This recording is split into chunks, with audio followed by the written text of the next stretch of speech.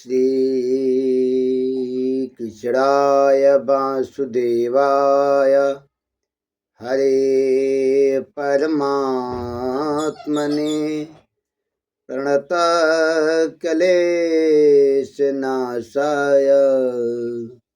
गोविन्दाय नमो नमः। हरे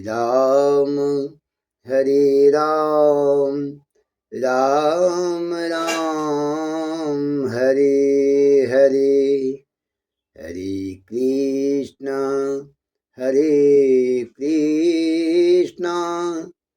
कृष्ण कृष्ण हरे हरे। आइए चलते हैं श्रीमद् भागवत महापुराण के चतुर्थ स्कंध के 11वें अध्याय पे, जहाँ पे स्वयंभू मनु का ध्रुव जी को युद्ध बंद करने के लिए समझाना। ध्रुव जी इतने प्रचंड युद्ध यक्षों से किए कि चारों ओर अंधेरा ही अंधेरा छा गया। रुधिर की नदियां बहने लगी। कहीं यक्षों ने अपना माया फैलाया तो कहीं ध्रुव जी अपनी भक्ति का, अपने प्रभु के प्रताप पर उन्होंने यक्षों के सेनाओं में हाहाकार मचा दिए थे। ये सब देख करके देवताओं और ऋषियों में एक हलचल मच गई और ऋषि मुनि आकर ध्रुव जी को क्या समझा रहे हैं हम सब देखते हैं। मैत्रेय जी कहते हैं, विदुर जी, ऋषियों को ऐसा कथन सुनकर ध्रुव जी ने अचानक नारायण अस्त्र को अपने धनुष पे चढ़ाया। संदधे अस्त्रमुपस्पृश्य यन्नारायण निर्मितम्। उस नारायण अस्त्र बाण के चढ़ाते ही यक्षों द्वारा रची गई नाना प्रकार की माया उसी क्षण नष्ट हो गई। ध्रुव जी के नारायण अस्त्र ने शत्रुओं को बेचैन कर दिया। सबके बाहों, ग्रीवा, गर्दन, हाथ पैर आदि कट कट भूमि पर गिरने लगे। नारायण अस्त्र का प्रयोग अश्वत्थामा भी प्रयोग चलाया था।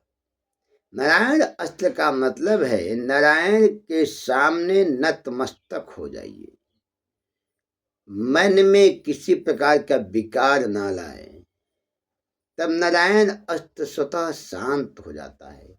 नारायण अस्त्र के शरण में चले जाइए। यही भगवान वासुदेव पांडवों को समझा रहे थे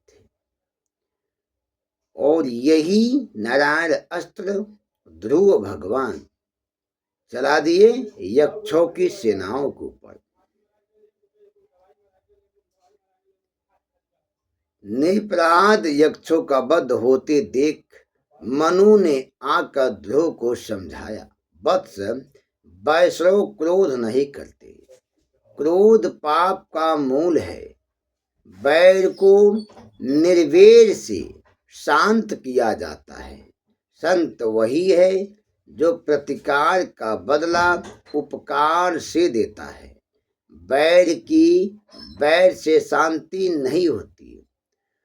तुमने एक यक्ष के अपराध पर बहुत से निरपराध यक्षों को मार डाला। भगवान तितिक्षा, दया, मैत्री, समदृष्टि आदि से प्रसन्न होते हैं।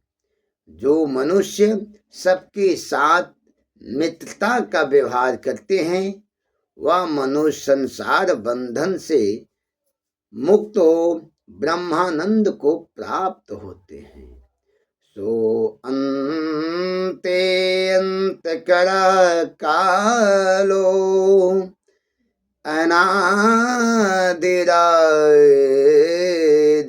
अनादिरादिक्रीदव्यः जन्म जनेन जनन्यान मारं यन्मृत्यु नान्तकम्। ध्रुव ही काल रूप परमात्मा ही स्वयं अंतर्हित होकर ही जगत का अंत करने वाले हैं। वे ही इस जीव से दूसरे उत्पन्न कर संसार की सृष्टि करते हैं। मनु जी बताएं कि भगवान ही एक जीव से दूसरे को उत्पन्न कर संसार की सृष्टि करते हैं तथा मृत्यु के द्वारा मारने वाले को भी मरवा कर उसका संहार करते हैं। मनुष्य की मृत्यु एवं जन्म का कारण तो परमात्मा ही है। बेटा, ये कुबेर के अनुचर तुम्हारे भाई को मारने वाले नहीं हैं। वास्तविक कारण तो ईश्वर हैं। वही जीवों को पैदा करते हैं, पालन करते हैं और अंत में संहार कर देते हैं। भगवान की आराधना से तुम्हें उत्तम पद प्राप्त हुआ है। युद्ध करना भक्तों का काम नहीं है। तुम क्रोध का त्याग कर भगवान के शरणागति प्राप्त करो। तुमने निरपराध यक्षों का वध करके कुबेर का बड़ा अपराध किया है। तुम अपने विनम्र भाषण और विनय द्वारा भगवान को प्रसन्न करो। मनु ने जब इस प्रकार अपने पौत्र ध्रुव को समझाया तब ध्रुव जी ने उनको प्रणाम किया और क्षमा याचना की और युद्ध बंद कर दिया। जा पर कृपा राम की होई,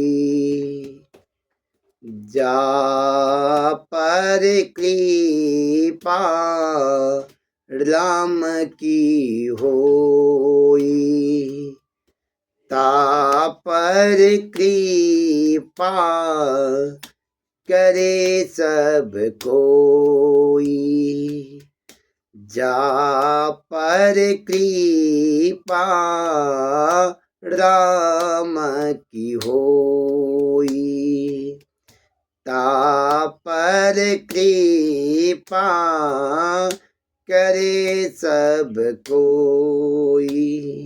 ये संत वाणी है। जिस पे भगवान की कृपा होती है उसी के ऊपर हर लोग कृपा करते हैं, और जिस पे भगवान की कृपा नहीं होती है उस पे कोई कृपा नहीं करता है। इसलिए भगवान के शरण में सदा रहे और उन्हीं से अपनी सारी बातें करे। वे अवश्य आपको दिशा देंगे, वे अवश्य आपको सही मार्ग बताएंगे। इसलिए परमात्मा से अनुमति लेकर कोई काम करने चाहिए। जय श्री राधे, राधे राधे।